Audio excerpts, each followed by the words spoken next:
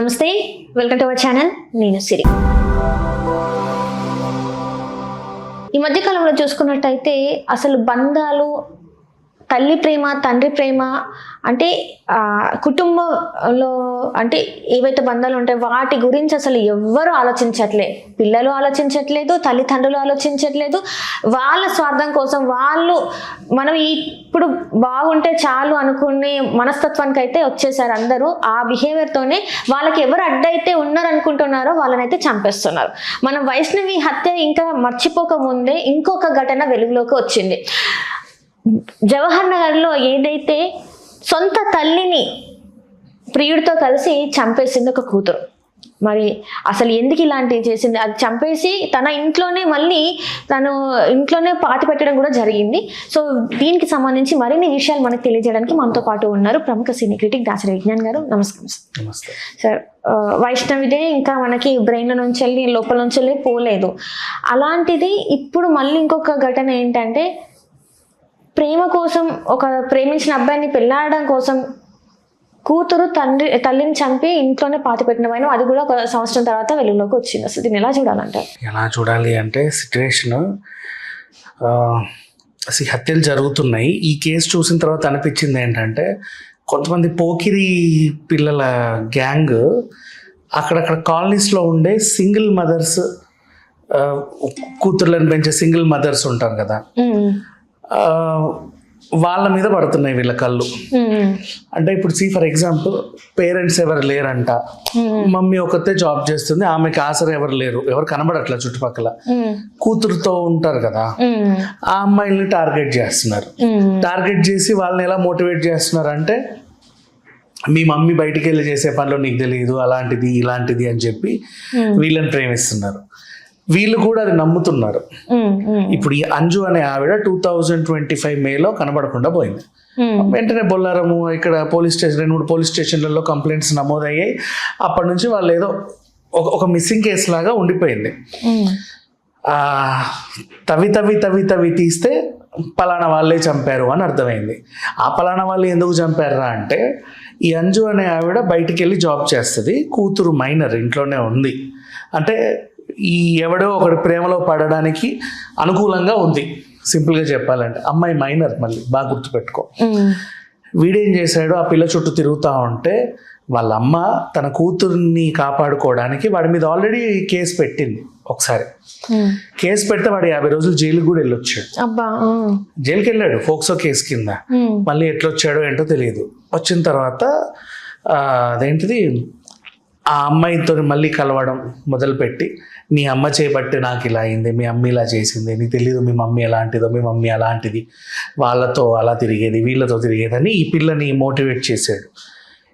ఈ పిల్ల కూడా వీడి ట్రాప్లోకి వెళ్ళిపోయింది. మైనర్ అమ్మాయి కదా, చెప్పుడు మాటలు నమ్మేసింది. ఇతనితో ఇంకా బాగా శారీరకంగా మానసికంగా వీళ్ళు బాగా కలిసి ఉన్నారు. మనం ఇలాగే కలిసి ఉండాలి అంటే మీ అమ్మ ఉండకూడదు. ఒక నిర్ణయానికి వచ్చారు, పారిపోయి పెళ్లి చేసుకుందాం. అమ్మో మరి డబ్బులు ఎట్లా ఏమిట్లా, వీడికి ఏంటి ఉద్యోగమా సద్యోగమా ఏమి లేవు కదా. చూసి ఒకరోజు వాళ్ళ ఇంట్లో ఈవిడ రాగానే కట్టేసి కత్తులతో పొడిచి చంపేశారు ఇద్దరు.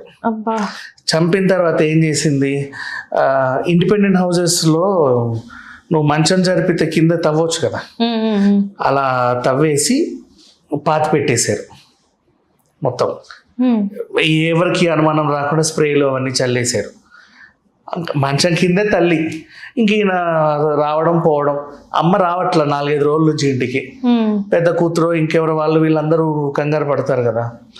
ఆ మమ్మీ ఎవరితోనే వెళ్ళిపోయింది, అట్లా పోతుందని నేను అనుకోలే, వాడితో నా కళ్ళ ముందే వెళ్ళిపోయింది, నేనే చూసాను, నేను వద్దన్నా కూడా వినలేదని చెప్పేసింది అమ్మాయి. చెప్పగానే వాళ్ళు కూడా నిజమేని అనుకున్నారు. అయినప్పటికీ మిస్సింగ్ కేసు కదా. అయితే ఈ వీళ్ళమ్మ చిట్టి వేసేది. ఇప్పుడు ఫైనాన్షియల్గా మనం ఎలా బ్రతకాలనే దానికి ప్లానింగ్లు. ఇంట్లో జూపిటర్ స్కూటీ ఉంది, ఆ అమ్మ వాడేదే, అంజు వాడేదే. ఆ జూపిటర్ స్కూటీని OLXలో దేంట్లోనే ఎవరికో అమ్మేశారు ఎంతో కొంతకి, ఎంతో 15-20 వేలు వస్తాయి. నెక్స్ట్ మళ్ళీ వాళ్ళ అమ్మ చిట్టీలు వేసేవాడి దగ్గరికి వెళ్ళి, ఇట్లా మా అమ్మ కనబడకుండా వెళ్ళిపోయిందండి, ఆ చిట్టి డబ్బులు మాకు ఇవ్వండి అని అడిగితే, మీరు కనబడకుండా పోయిందని ఎలా చెప్తారు? రిపీట్ కనబడకుండా పోయిందని ఎలా చెప్తారు? ఎఫ్ఐఆర్ ఏమన్నా నమోదు చేశారా? ఉంటా ఎఫ్ఐఆర్ కాపీ ఇవ్వండి, అది పెట్టుకొని మీ డబ్బులు, వాటి రూల్స్ అండ్ రెగ్యులేషన్స్ ఫాలో అయ్యే మనిషి కాబట్టి అలా ఇస్తామన్నారు.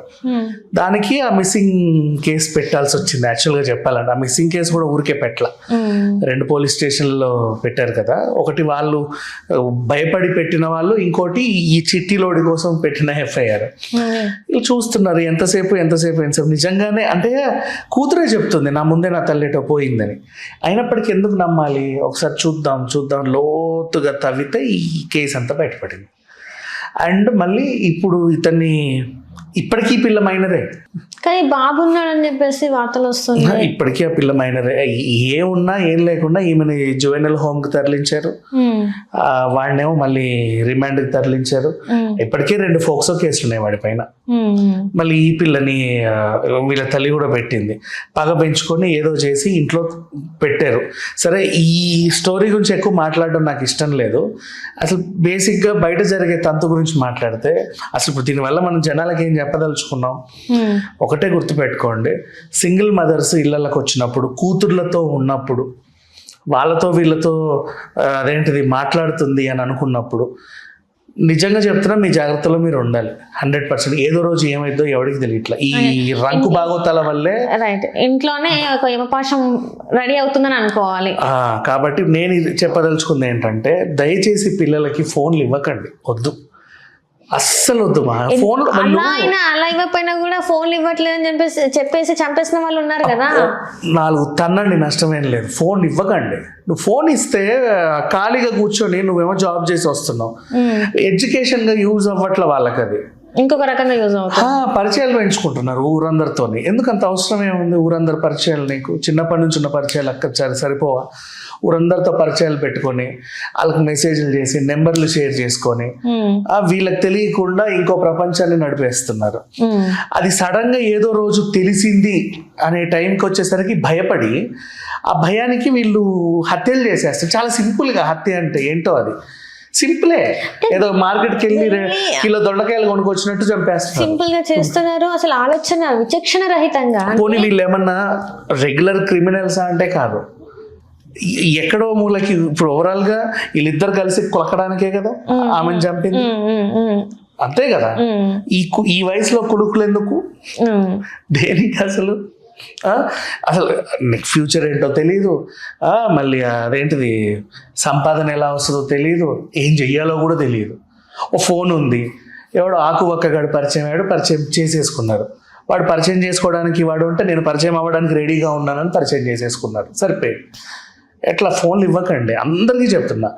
ఈ సైజులో వచ్చేంత వరకు, ఇప్పుడు 10th ఇంటర్ కూడా కలుపుతున్నారనేది వార్త వచ్చింది. 12th వరకు వద్దు వాళ్ళకి ఫోన్స్. ఆ తర్వాత వాళ్ళకే తెలుస్తుంది దీన్ని ఎలా వాడాలి అనేది. ఇప్పుడు ఒక స్టేజ్ మంచి చదువుకుంటారు, తర్వాత 12thలోకి వచ్చిన తర్వాత నెక్స్ట్ ఎంసెట్ ఇంకేవో అంటే ఏ రూట్లో వెళ్ళే వాళ్ళు వాళ్ళ ఇష్టం. ఆ ఫోన్లు అనేవి ఇవ్వకండి. అవి లేనప్పుడు ఎంత బాగుంది సొసైటీ నిజంగా. లేనప్పుడు ల్యాండ్లైన్ ఫోన్లే ఉన్న కాలంలో నిజంగా చాలా బాగుంది. అందుకని చెప్పేసి మ్యాక్సిమం ఫోన్లు ఇవ్వకండి. నేరాలు జరుగుతూనే ఉంటాయి, మీకు తెలియకుండా జరుగుతాయి. ఎందుకంటే వాళ్ళకి ఈ సోషల్ మీడియా ఎక్కువ అలవాటు అయిపోయి అందరితో పరిచయాలు పెంచేసుకుంటున్నారు. బయట ఉన్న వాళ్ళందరూ మంచోడు ఎవడన్నా పరిచయం అయితే పర్లేదు.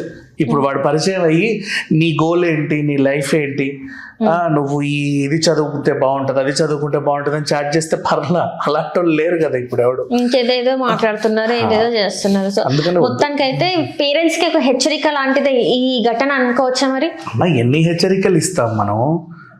రోజు కోట్ అవుతుంది. ఎందుకు చేస్తున్నారో కూడా తెలియట్లా. రైట్, అసలు సంబంధమే లేదు. ఇప్పుడు మనము సినిమాలలో దొంగ అని చెప్పడానికి ఇక్కడ పులిపిరి, గలగల్ల లొంగి, ఇక్కడ అదేదో ఓ యూనిఫామ్ ఇస్తాం, అవునా? హత్య చేసేవాడు అనేవాడికి వాడికి ఓ యూనిఫామ్ ఇస్తాం, అంటే కొంచెం ఏదో రకంగా ఇట్లా సీరియస్గా ఓ సైకో కిల్లర్ లాగా వాడికి ఓ యూనిఫామ్ ఇస్తాం. వీళ్ళ మొహాలు చూస్తుంటే ఎవరు కిల్లర్మా, ఎవరిది? ఒకప్పుడు భయపడేవాళ్ళం, సైకో కిల్లర్ తిరుగుతున్నాడంట అనగానే తలుపులు వేసుకునే వాళ్ళు అందరూ, అమ్మో వాడెవడో అంటే హంతకుడు, వాడు ఏం చేస్తాడు, ప్రాణాలు తీస్తాడు, వాడికి ఏం ఉండవు. అట్లా ఇప్పుడు ప్రాణాలు ఎవరు తీస్తున్నారంటే నేను నీ ప్రాణం, నువ్వు నా ప్రాణం తీస్తున్నావు, అంత సింపుల్గా. అయిపోతుంది. సింపుల్ గా ఇలా అయిపోతుంది మొత్తం. వాళ్ళు క్రిమినల్స్ రోజు మనతో పాటు తిరిగే వాళ్ళే ఉమ్. ఆ ఇంట్లోనే. ఇలా చంపింది అంటే సడన్ గా ఏమీ తెలియదు. అంటే ఇప్పుడు ఇన్ని రోజులు మనతో పాటే ఉన్నాడు, ఇంత సైలెంట్ గా ఉన్నారు, ఏంటి సడన్ గా వీళ్ళలో ఇంత క్రూరత్వం ఉందా అని చెప్పేసి అనుకోవాల్సిన పరిస్థితి అట్లా మాట్లాడుకుంటున్నాం. చంపి ఆ ధైర్యం చూడు, ముక్కలు ముక్కలుగా నరకుళ్ళు, లేకపోతే ఇంకేదో చేయడాలు, ఇంట్లోనే పాతిపెట్టి మళ్ళీ కొత్త కొత్త ఐడియాలు తెలుసా, డ్రమ్ములలో పూడ్చడాలు. ఇట్లా ఒక ఆర్టికల్ కట్టేస్తున్నారు ఇదేంటి ఇప్పుడు కిచెన్ లో ఒక ర్యాక్ లాగా కడతారు, కట్టేసి దాని మీద బియ్యం బస్తో లేకపోతే ఏదో పెడతారు. అది ఎందుకు కట్టారో తెలియదు మనకు సడన్ గా, అది ఎప్పటి నుంచి అట్లా ఉండుంటదిలే అనుకుంటాం. దాంట్లో శవం ఉంటుందని ఎవడు అనుకుంటాడు చెప్పు, ఎవరన్నా అనుకుంటారా? కట్టడాల్లో కూడా ఇంటి మధ్యలో పిల్లర్ కట్టేస్తారు, సంబంధం ఉండి లేక ఆ పిల్లర్ ఒక శవం, అది సమాధి కట్టేస్తారు. ఇంకా సింపుల్ గా చెప్పాలంటే ఇంట్లోనే తెలియకుండా, తవ్వితే తప్ప తెలియట్లా. నెక్స్ట్ మళ్ళీ ఎంత ఏంటిది సిన్సియర్ యాక్టర్స్ అంటే, పోనీ వీళ్ళు క్రిమినల్సా కాదు, పోనీ నటనల అనుభవమా లేదు, యాక్టర్స్ కూడా కాదు కదా, మాకేమీ తెలియదు అన్నట్టు నటించుకుంటూ వెళ్తారు. వీళ్ళని చూస్తే అసలు తెలియదు, సంవత్సరానికి బయటపడింది ఇది, సంవత్సరానికి ఆ మొహం చూస్తే కూడా చేయలేదే వీళ్ళు ఏం చేస్తారు అనిపిస్తుంది, అలాగే నటిస్తారు. అంటే ఇప్పుడు చంపిన వాళ్ళు ఎలా భయం ఉంటుంది కదా, ఏదో అవుతుంది అమ్మో అని. ఇప్పుడు దొంగతనం చేసినప్పుడు వణుకుతాడు కదా, ఎవరు తీసుకుంటాడు, అట్లాంటివి ఏం లేవు. చాలా సింపుల్గా, ఫ్రీగా, హ్యాపీగా అలా వెళ్ళిపోతున్నారు. ఎలా వీళ్ళు ఇంత ధైర్యంగా ఉంటున్నారు అదే అర్థం కావట్లా. అంటే ఆ ఎడ్యుకేషన్ అంతా ఫోన్లోనే వస్తుంది వీళ్ళకి కూడా, ఎక్కువ ఏవేవో చూసి వద్దు. కాసేపు 12th వరకు వచ్చే వరకు పిల్లలకి టీవీలు అలవాటు చేయకండి, నెట్ఫ్లిక్స్లు అలవాటు చేయకండి, ఫోన్లు ఇవ్వకండి. రైట్. చదువు లేదు, నేను చదవను అంటే నీ ఇష్టం. క్రికెట్ అంటే క్రికెట్ ఆడుకో, పోనీ బొమ్మలు వేసుకో, ఇంకేమన్నా చేసుకో, కానీ ఈ వద్దు. దీంతో ఏంటంటే నువ్వు పరిచయాలు ఎక్కువ అవుతున్నాయి, కొత్త కొత్త ఆలోచనలు వస్తున్నాయి. అంటే వేరే కొన్ని కంట్రీస్లలో ఇన్ని ఇయర్స్ తర్వాతనే పిల్లలు ఫోన్ యూజ్ చేయాలని చెప్పేసి ఒక గవర్నమెంట్ ఒక రూల్ పాస్ చేస్తుంది పిల్లలకి. అసలు ఎంత మంచి న్యూస్ అది, అసలు లేదు. సో వాళ్ళకి అర్థమైంది డ్యామేజ్ గురించి. మన వాళ్ళు కూడా నిజంగా ఈ డ్యామేజ్ ని అర్థం చేసుకొని స్కూల్ పిల్లలు, ఇది ఎప్పుడు అలవాటు అయిందంటే మా అందరికి ఫోన్, కరోనా టైంలో ఈ ట్యాబ్ ఎడ్యుకేషన్ అంటే ఇప్పుడు మరి వాళ్ళ ఎడ్యుకేషన్ అకాడమిక్ ఇయర్ పాడవుతుంది అని చెప్పేసి టీచర్స్ అనే వాళ్ళు ఆలోచించి, ఇలాంటిది ప్రభుత్వం ఆలోచించి వాళ్ళ అకాడమిక్ ఇయర్ పాడవద్దని చేసింది. కానీ వీళ్ళ ఆలోచనలు ఇంత క్రూరంగా మారుతాయని చెప్పి వాళ్ళు కదా. మన సోను సూద్ లాంటి వాళ్ళు కూడా పాపం పిల్లలకి ట్యాబ్లు పంచడం, ఇలా చేయడం, బాగా చదువుకోండి నేర్చుకోండి అంటే వాడు ఏవేవేవేవేవేవో చూసి అసలు ఎలా అవుతున్నారో. క్రిమినల్స్ కాదు, బట్ ప్రొఫెషనల్ క్రిమినల్ గా ప్రవర్తిస్తున్నారు. యాక్టర్స్ కాదు, చేసిన తప్పుని అసలు ఇంకెవరు తెలియకుండా నటించేస్తున్నారు. ఎలా గుర్తుపడతావు వీళ్ళని? Thank you so much. Hello, Telugu రాజ్యం ఛానల్ చూస్తున్నారా? సామాజిక, రాజకీయ, జీవన చిత్రణే తెలుగు రాజ్యం. అతిశయోక్తులు, అసత్యాలు ఉండవు. రాజకీయ కోణం కాదు, ప్రజా కోణమే కొలబద్ద. తెలుగు రాజ్యం వీక్షణ మీ ఉత్తమ అభిరుచికి నిదర్శనం.